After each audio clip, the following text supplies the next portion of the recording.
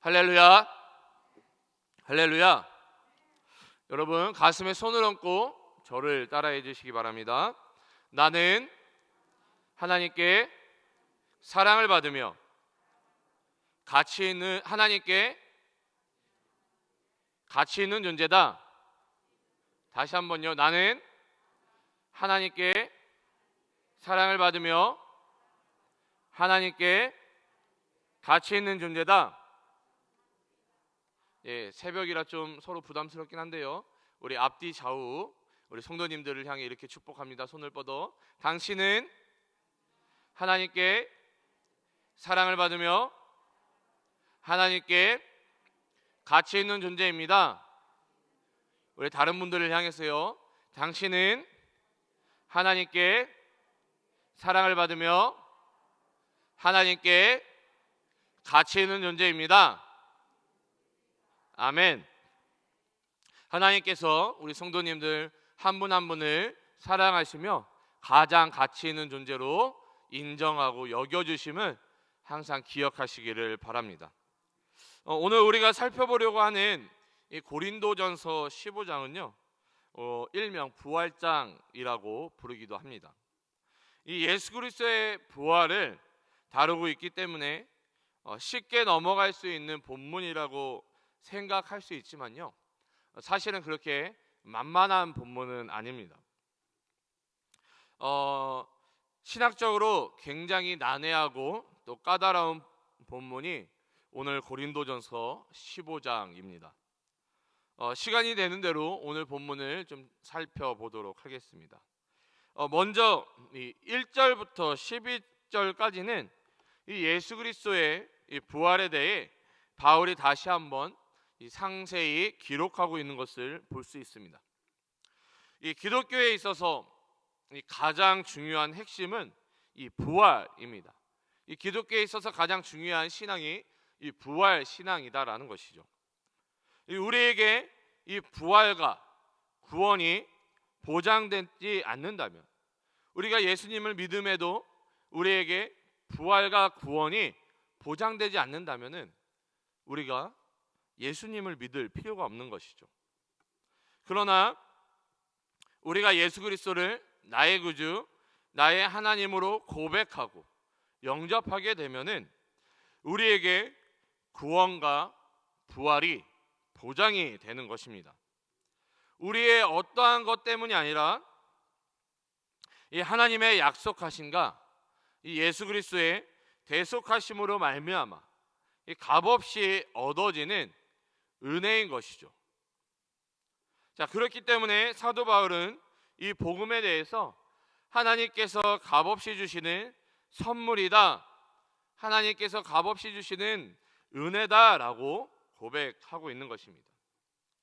이 하나님께서 값없이 주신 은혜로 말미암아 이 빚진 자의 마음으로 이 바울은 이 복음을 전하고 있는 것입니다. 그런 바울이 이 예수 그리스도의 부활을 이 고린도 교회 가운데 다시 아주 상세하게 자세하게 이야기를 하고 있는 것입니다. 이 바울이 고린도 교회 성도들에게 이 예수 그리스도의 이 부활에 대해 다시 증거하고 있는 무엇입니까? 이 고린도 교회 성도들이 이 부활을 확신하지 못했기 때문입니다. 이 부활 신앙이 굳건치 못한 이 고린도 교회 성도들에게 이 바울은 이 예수 그리스도의 부활의 확실성을 다시 한번 강조하고 있는 것이죠. 또한 고린도 교회 성도들의 이 부활에 대해 갖고 있던 이 가장 큰 이 궁금증인 이 몸의 부활에 대해 이 설명을 하고자 하는 것입니다. 그런데 이 예수 그리스도의 부활이 그냥 갑자기 이루어진 것이 아니라 가장 중요한 대목인데요, 성경대로 말씀대로 이루어졌다는 것을 이 바울이 강조하고 있다라는 것이죠. 자, 오늘 본문 이 3절 4절을 우리가 읽어보면요, 내가 받은 것을 먼저 너희에게 전하였노니 이는 성경대로 그리스도께서 우리 죄를 위하여 죽으시고 장사 지낸 바 되셨다가 성경대로 사흘 만에 다시 살아나사. 아멘. 바울은 분명하게 성경대로 예수님께서 이 십자가에서 우리를 대신해 죽으셨으며, 또한 성경대로 우리를 위해 부활의 첫 열매가 되셨음을 밝히고 있는 것입니다. 여러분, 이 성경대로 이루어진 것이 왜 중요합니까? 성경대로 이루어진 것이 왜 중요해요? 이 성경에는 권위가 있기 때문입니다. 왜냐하면 이 성경은 하나님의 말씀이기 때문이죠. 여러분, 예를 들어서요, 이 앞에 서 있는 오세임 목사의 말대로라고 하면요, 여러분, 저를 모르는 사람은 제가 했던 말을 믿을까요? 믿지 않는다는 것이죠. 근데 성경대로 예수님께서 우리를 위해서 죽으시고 성경대로 예수님께서 우리를 위해서 부활하셨다. 성경대로라는 것은 하나님의 말씀이기 때문에 그 말씀 자체에 권위가 있는 것입니다. 왜 그렇죠? 하나님의 말씀이기 때문입니다. 자, 그렇기 때문에 이 바울은 부활하신 예수님께서 또한 이 제자들과 500여 형제들에게 일시에 나타나셨다라는 것을 또한 증언하며 확증하고 있는 것입니다. 성경대로 예수님께서 죽으시고 성경대로 예수님께서 부활하셨다. 그리고 또한 제자들과 500의 형제들에게도 나타나셨다. 말씀의 권위가 있지만 거기에 더불어서 증인들까지 있다. 그래서 예수 그리스도의 죽으심과 예수 그리스도의 부활이 사실이다라는 것들을 바울은 지금 분명하게 고린도 교회 성도들에게 이야기하고 있는 것입니다. 자, 그런데 바울이 이렇게까지 이 고린도 교회에 예수 그리스도의 복음과 이 부활에 대해 설명하는 이유가 무엇입니까? 자, 오늘 본문 10절을 읽어보면, 그러나 내가 나된 것은 하나님의 은혜로 된 것이니 내게 주신 그의 은혜가 헛되지 아니하여 내가 모든 사도보다 더 많이 수고하였으나 내가 한 것이 아니요 오직 나와 함께 하신 하나님의 은혜로라. 아멘. 이 바울은 지금 이 10절 말씀을 통해서 자기 자신이 왜 사도가 되었는지, 어떻게 사도가 되었는지를 고백하고 있는 것입니다. 사실 이 바울은요, 우리가 지금 읽었던 그 전 구절인 이 9절에서 이 자기 자신을 소개하고 있는데요, 하나님께 은혜 받기 전, 다시 말해 부활하신 예수님을 만나기 전, 이 구원 받기 전에는 하나님의 교회를 박해하던 자라 이 스스로를 고백하고 있습니다. 하나님의 교회를 박해했으니 심지어는 이 성도들을 죽이는데 앞장섰던 인물이 바로 이 바울입니다. 그렇기 때문에 우리가 인간적인 눈으로 봤을 때 이 바울은 은혜로 말미암아 구원받아야 되는 것이 아니라, 인간적인 눈으로 봤을 때는 어떻게 되는 게 맞아요? 하나님의 심판을 받아 마땅한 사람이다라는 것이죠. 인간적인 눈으로 사도 바울을 봤을 때에는 심판을 받는 것이 어떻게 보면 더 합리적이다라는 것입니다. 그런데 여기에 은혜가 있는 것이죠. 하나님께서 사울을 심판하지 않으시고 길이 참으심으로 말미암아 바울을 구원하시고 변화시키셨던 것입니다. 여러분, 하나님께서 어떻게 보면 심판을 받아야 마땅한 이 바울을 변화시켰는데 하나님께서 변화시키지 못할 인생이 없다라는 것이죠. 우리가 전도할 때 어때요? 저 사람은 변화되지 않을 것 같아. 저 사람은 복음을 받아들이지 않을 것 같아. 예수 그리스도를 영접하지 않을 것 같아. 그렇게 보이는 사람들이 있어요, 전도를 하다 보면.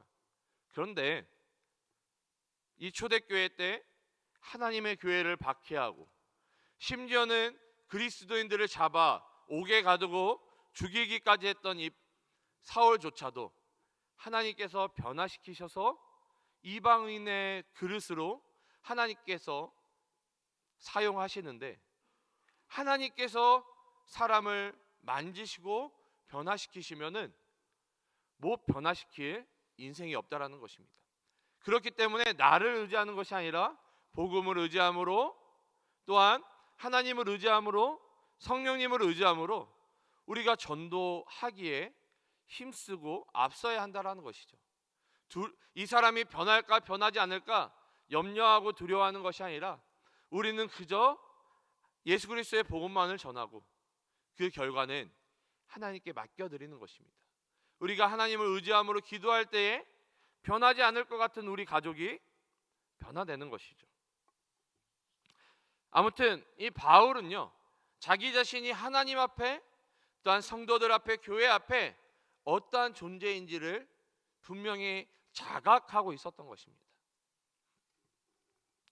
그렇기 때문에 바울은 이 하나님의 은혜에 감사하며 이 하나님의 나라와 예수 그리스도의 복음을 전파했던 것이죠.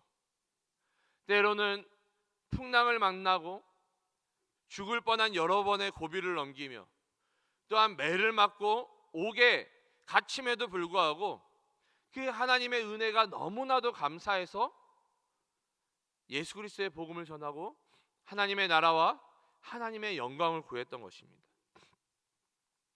우리가 너무나도 잘 알고 있는 이 흥부와 놀부라는 이 전래 동화가 있습니다. 자, 그 가운데 이 흥부가 이 다리를 다친 뭘 도와주죠? 그렇죠, 제비를 도와줍니다. 자, 흥부가 제비의 다리를 고쳐주지 않았다면 제비는 어떻게 됐을까요? 아마 죽을 수밖에 없었을 거예요. 자, 그러나 이 흥부가 이 제비의 다리를 고쳐줌으로 제비는 다시 살 수 있었으며 또한 날 수 있었습니다. 그런데 이 미물에 불과한 제비가 누구에게 은혜를 갚아요? 자기를 도와줬던 흥부에게 은혜를 갚습니다. 우리 주 안에서 사랑하는 우리 부산영락교회 성도 여러분, 우리가 제비보다 못한 존재입니까? 아니면 제비보다 나은 존재입니까? 하나님께서 이 예수 그리스도를 통해 우리를 구원하시고 부활 소망 가운데 살아가게 하신 이 은혜, 구원의 감격과 구원의 은혜를 잊고 살아간다면 우리는 이 미물인 제비보다 못한 존재다라는 것입니다. 그러나 이 구원의 감격 가운데, 이 천국 소망과 부활 소망 가운데 하나님께 영광 올려드리며 감사하는 삶을 살아간다면은 하나님께서 우리를 구원하신 것을 기뻐하신다는 것이죠.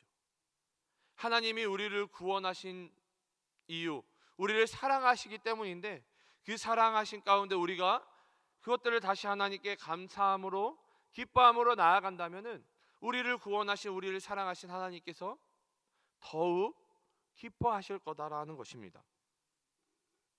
자, 오늘 하루도 나를 구원하시고 부활 소망을 허락하시고 천국 소망을 허락하신 그 하나님께 감사하며 기뻐하는 우리 모두가 되시기를 주님의 이름으로 소원합니다. 자, 계속해서 12절부터를 좀 읽어보면요, 그리스도께서 죽은 자 가운데서 다시 살아나셨다 전파되었거늘 너희 중에서 어떤 사람들은 어찌하여 죽은 자 가운데서 부활이 없다 하느냐. 이 고린도 교회 가운데 부활과 관련하여 나타난 문제가 무엇인지를 드러나기 시작합니다. 바로 이 부활이 없다라고 주장하는 사람들이 이 고린도 교회 안에 있었다라는 것이죠. 자, 부활이 없기 때문에 예수님께서도 뭐 하지 못하셨다는 거예요? 부활하시지 못했다라고 이야기를 하는 것입니다. 자, 그렇게 되면은 이 바울이 전하고 있는 복음과 그리고 이 믿음이 헛것이다라는 것이죠. 더 나아가 부활이 없다, 예수 그리스도의 부활이 없다라고 하면 더 나아가 이 사도들과 제자들이 하나님의 거짓 증인이 된다라고 지금 사도 바울은 이야기하고 있는 것입니다. 그렇기 때문에 우리가 복음에 대해 또한 부활에 대해 확실하게 공부해야 하는 이유가 여기에 있다라는 거예요. 여러분, 바울이 이 서신서들을 쓴 이유가 무엇입니까? 여러 가지 서신서를 쓰긴 했는데요, 그 중에 여러분들 사도된 바울, 예수 그리스도의 종된 사도 바울, 이런 식으로 자기 자신을 소개하는 서신서들이 있습니다. 왜 사도 바울이 이 서신서를 썼으며 이 자기 자신이 사도인 것을 강조하고 있을까요? 왜냐하면 이 서신서를 보낸 그 교회에 이 거짓 교사들로 말미암아 이 복음과 부활이 훼손되었기 때문입니다. 진리를 변질시키려 했기 때문에 이 복음과 부활에 대해 바울은 지금 이 붓을 들어, 펜을 들어 편지를 쓰고 있는 것입니다. 여러분, 우리가 너무나도 잘 알고 있는 이 갈라디아 교회 가운데 있었던 거짓 복음은 무엇이었습니까? 이 갈라디아 교회에 바울이 편지를 쓴 이유가 무엇입니까?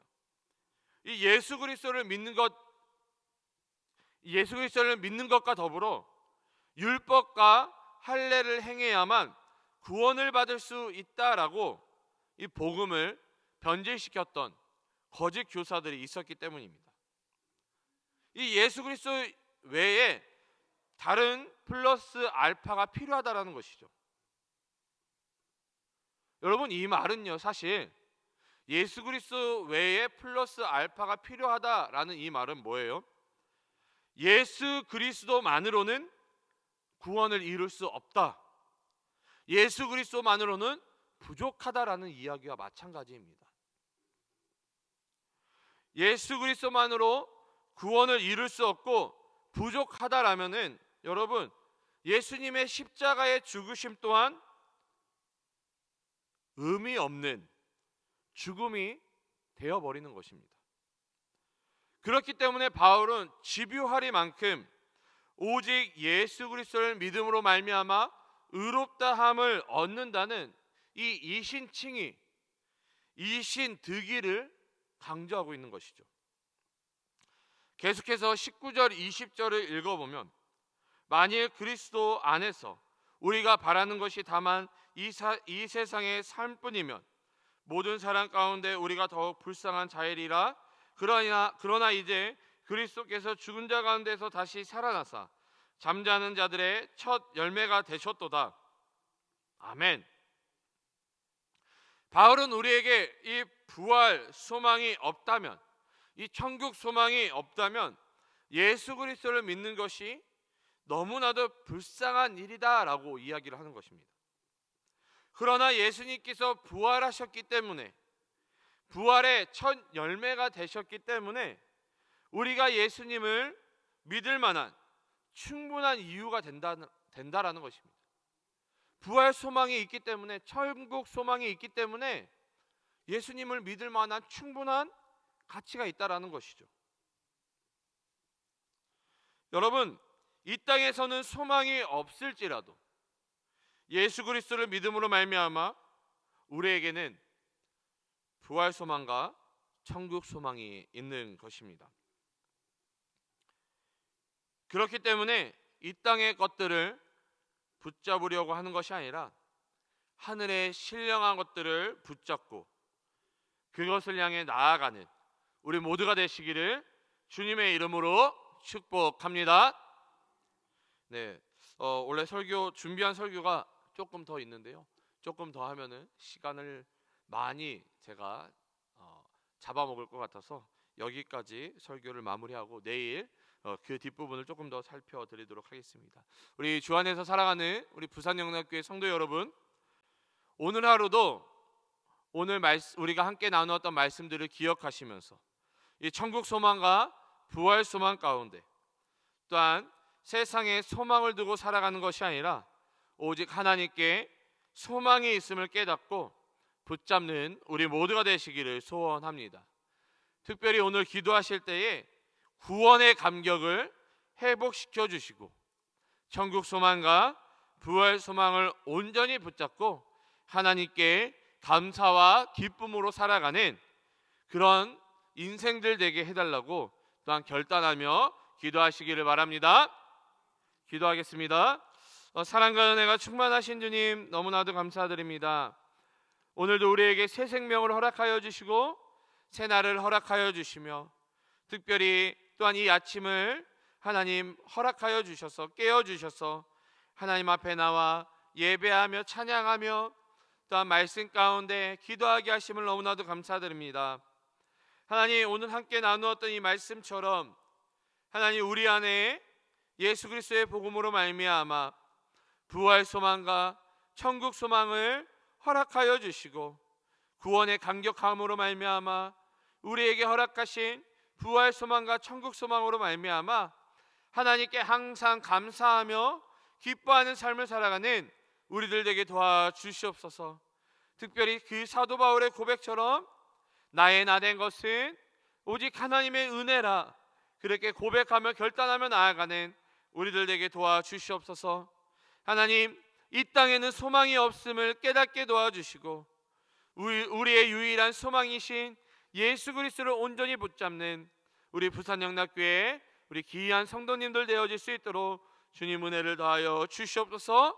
주님께서 우리에게 오늘 기도하며 나아갈 때 만나주시고 응답하여 주시며 무엇보다 구원의 감격과 구원의 확신과 부활 소망과 천국 소망을 허락하여 주실 것들을 믿사오며 거룩하신 예수님의 이름으로 기도드립니다. 아멘. 하늘에 계신 우리 아버지, 아버지의 이름을 거룩하게 하시며 아버지의 나라가 오게 하시며 아버지의 뜻이 하늘에서와 같이 땅에서도 이루어지게 하소서.